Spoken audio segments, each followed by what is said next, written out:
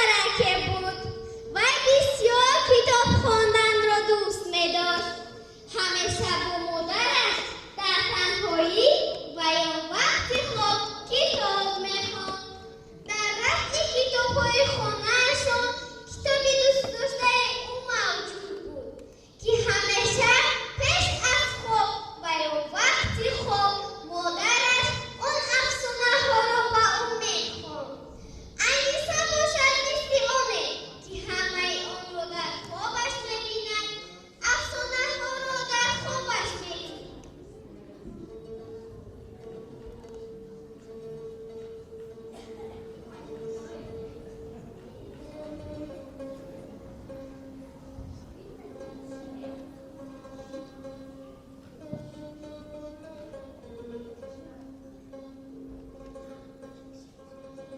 صبح فرا رسید.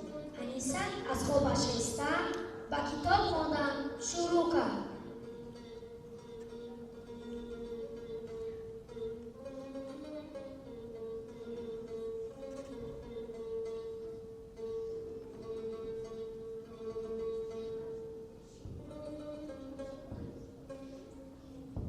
بعد از چند ساعت به خانه آنها دوستی نزدیکش علیشه که در شهر زندگی میکرد و مهمانی آمد.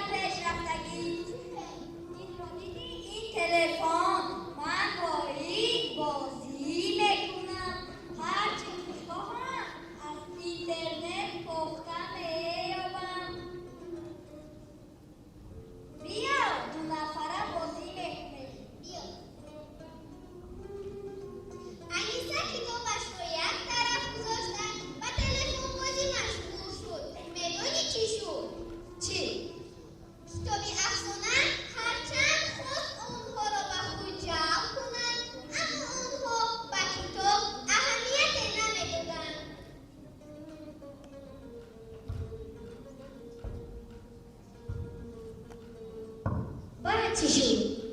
بعد کتاب افسانه‌ها از جهان کتاب‌ها خط کرده رفت. چند روز چنین دوام کرد. انیسه را باشد وقتی رفتنش بود و به انیسه خیر و خوش کردن گفت. خیر انیسه، من وقتی رفتنم شد. خیر انیسه، برم که باز بیا، باز دو نفره بازی میکنه. تلفنت رو همراهم حتما بیا. خیر انیسه. خیر انیسه. انیسه به خونه‌شون برگشت. انیسه باشد در خونه‌شون تنها موند. ندانست که با چی و با کی بازی کند. ناگهان کتاب افسانه‌اش به خاطرش آمد. زود دویده به نزد جوان کتاب‌ها رفت. دید که در جوان کتاب‌ها کتابی دوست داشته‌اش نیست. زود به نزد مادرش رفت. مادر جان، کتابی دوست داشته‌ام کنی؟ او از تو قصد کرده رفت. چه خیر؟ دیگر با تو کتاب بازی نیست کو؟ نه مادر جان، من کتابم را دوست ندارم. داخل آن کتاب دوستان من هستند. دیگر چی وای؟ مادر جان، کتاب دست و پای نداشت.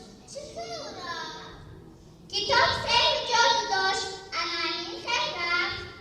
مادر جان، من چیکار کنم که کتابم به جوان برگرده؟ تو میتوانی کتابت را برگردانی.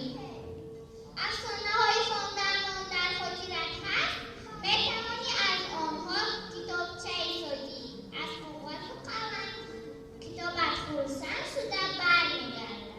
مالش خیر مادر جان، من رفتم. انیسه خرسند شدند. با ساختن کتابچه شروع کرد. او از صبح تا بگاه از کاغذ و قلم و شیرش کتابچه ساخت و او را بردن به نزد مادرش نشان داد.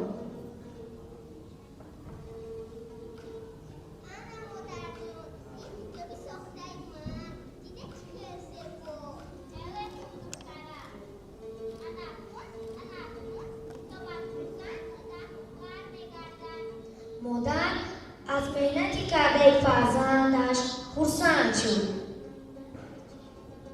بعد چی شد؟ کتاب افسانه ها برگشت یا نه؟ بله، کتاب افسانه ها و جوان کتاب ها برگشت. انیسه کتابش رو دیده خرسند شد. کتاب دوست داشتهاش را به دوگانه هایش نشان داد. وای از شادی میرقصید و میرقصید و میرقصید.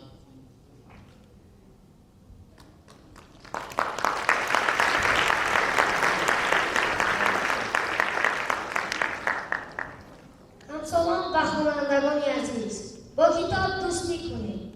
در کتاب‌های افسانه رمز و رازهای اعتقاد و باوری‌هایی است که انسانیت روزگارش را به آن در پیوند می‌کند. انا همین خیل افسانه‌ها هم سفر می‌کنند. تعریف افسانه‌های خلق تاجیک را جستجو کرده یابیم. آن تعریفی چند هزار ساله دارد.